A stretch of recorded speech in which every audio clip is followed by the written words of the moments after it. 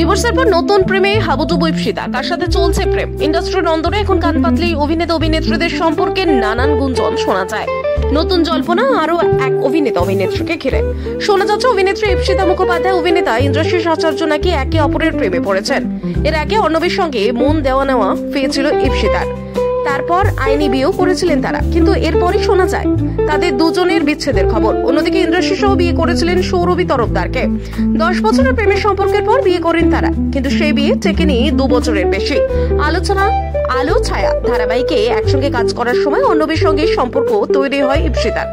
শুধু তাই নয়, ইন্দ্রাশিসও ইপসিতার সঙ্গে স্ক্রিন শেয়ার করেছেন জল থই থই ভালোবাসা ধারাবাহিকে। সে ধারাবাহিকে ইপসিতার নন্দাইয়ের চরিত্রে অভিনয় করেছিলেন ইন্দ্রাশিস। কিন্তু হঠাৎ এমন জল্পনা শুরু হলো কেন ইন্দ্রাশিস ও ইপসিতাকে নিয়ে?